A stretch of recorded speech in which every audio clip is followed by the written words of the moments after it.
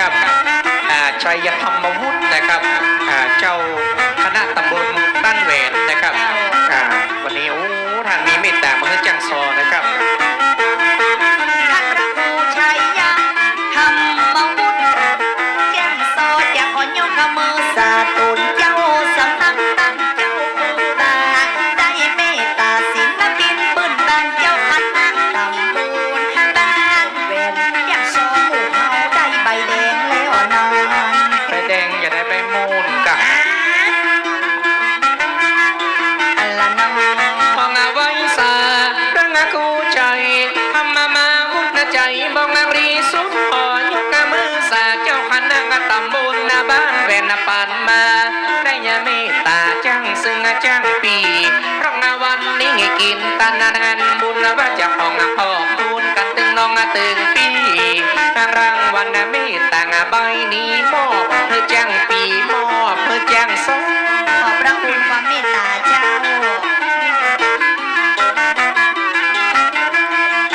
ครูชัยทำมาวุฒิใจบองนางรีสุดก็ยกมือสาเจ้าคณะตำบลบ้านเวนเตกาเขตห่างดงเจียงมายาบ้านนี้จะมีงานวัดงานว่าหันได้ไปเมตตาศรัทธาลุงนิ่งเจมละน้อง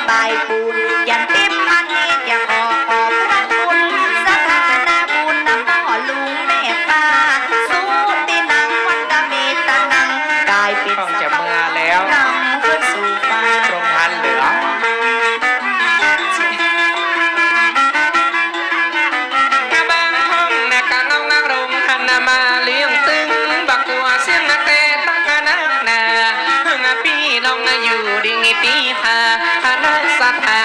มาเป็นเจ้าภาพห้องหอมซิบมาบางห้องหอมสาวพี่น้องบ้านเฮามาร่วมบองนางรีจ่า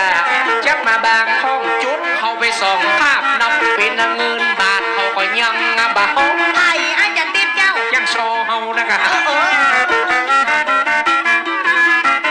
เข้ามาห้องละเวลางาไผ่มางาแล้วเล่านายน้องเนาสหาใบรายการบาเดียวหวังว่าคณะกรรมการหาใบรายการบาฮือเฮาดีก่อนว่ารายการบามาเฮาจะชดทุ่งพีใช่ได้ทุ่งพีนะมีแม่บางคุณรายการต้องมาจะซ้อห้องตุ้งปีน้องพันนี้ได้มานั่งกลางทางอันนั้นตุ้งปีที่ตั้งหือแม่บางอันนี้เปิ้นห้องว่าแจ้งโมข้าเจ้าให้โมใบรายการให้ถามคนฟังกับคนดูคนพอรุ่นพ่ออุ้ยรุ่นแม่รุ่นพ่อว่าจ้างมันโมจ้าได้สู้บ่เข้าใจกะบ่เข้าใจเนาะคนว่าจ้างหม้อเลยนะเจ้า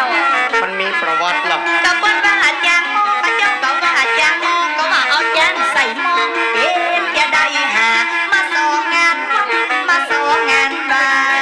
เจ้าไปหูประวัติภูมิหลังว่าจ้างตัวนี้มันยังใดกันก็ว่าไปยัดอยู่ในหม้อแก่นน้อยใช่ไงก็จะโอ้แต่เนาะไม่เนอะจะได้เปิดแม่ชบาเนี่ยค่ะถ้าเปิ้นว่าจ้างหม้อไงก็ว่าจ้างหม้อยังบ่ถามก้อยนอกำป้อน้อยยาป้อนั้นตามมามันงอกหนังสือตำนานมันเป็นจ้างโบราณมันเป็นจ้างบักเก่ามันมาจากเมืองแสนป้องแสนวีให้จะบอกพันนี้มาเจนแก่เจนเอาเป็นจ้างกับแม่นางนีเล้าจ้างแม่นางจ่ามาเต้นพ่อไม่ว่าลูกแสนดีสีพ่อพูดนะกำลังมาตัวเดียวกว่ากับมันก็เป็นจ้างเดิม มาจ้างเก่าเจนแกงเจนเฮาว่าเตตักงานักหนาลูกนาเซนวีสีพ่อปุ้นมาเมือง12วันนากะเนนายาน้องเนามันเป็นประวัติได้สืบเรื่องสืบราวข้ามแถวดอยเจียงดาวพุทธบ้านเฮาเฮเรา เป็นมันมีประวัติเนาะ นั่นนะเต้นประตู มันมาเสียมมาเข้ามาใส่ดำนักนักที่ต้นต่อหอมประวัติเรื่องเก่าเรื่องหลังเป็นว่าอาจารย์หมอกับมันมีตำนาน แอมเบิร์ดมาลำวงด้วยกันนะค จาก รับ แสนวีสีปอจากเมือง12ปันนาโอ้พยมมาเจนแม่เจนพ่อมันเลยใส่ชื่อว่าจางหมอลุกมาจากดินแดน เพิ่นบัดใจใส่ชื่อว่าจางโม่นะจางตัวนี้บัดใจชื่อจางโม่นะ อ้อ เออก ระเปิ้นว่าเฮาละบัดหามาเป็นการกะบักโมเฮาต้องมาใส่จั่วในมันจ้างเป็นสารอย่าสอนเล่าประวัติศาสตร์บ่มีรายการจะขอเปิ้งพี่นานจันติดสักหน่อยพี่มาสองกับ เสียงเอกหนันพดินแล้วเนี่ย โซห้องดีๆอย่าได้เอาใบ500 ได้แล้วแต่ที่นั่นพระครูมอบให้เรียบร้อยแล้วเนาะ มาเจ้า พอกลับมาวันสาครูบางอาสังเพิ่งกับพังงามเราแถวครูบางงาจันจัดหูกกับบานหูกตามนายาใบลานให้จับพวกนาเอากำกับบะเก่ามาเล่าคำว่าจังโมลักษณะของมันจะอู้มาให้ฟังกันเด้อนายน้องเนาบ่พ่อสร้างรูปที่เปิ้นปั้นนั้นเล่าคำว่าโมนี่มันมีต่างดอกดอก โอ้มันอย่างใด ต้ เจ้าน ห้องมันลักษณะบ่ใช่ชื่อมัน อ๋อเป็นลักษณะมันหม้อมันดียังฮะ เปิ้นว่างาจังโมนี่กูนมันน่ะเหมือนโมให้จะบอกแต่นอนี่งูตามมาความจริง ตัวยังบ่พอที่เปิ้นปั้นโมดินเปิ้นเอายองดินที่ก้นหินสามเศร้าพ่อก้นจังกะตึงมนเตบ่พอเอาก้นโมที่ตั้งห้องโหลเมื่อเจ้า เป็นอย่างนี้ลูก อันนี้นานกักรินบอกมา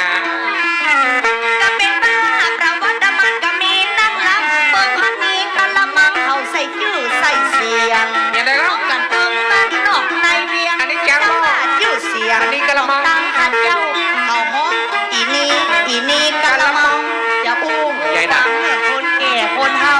มาเชื่อพ่อคนแก่นใบแก่นเหงาเขาห้องอีนี่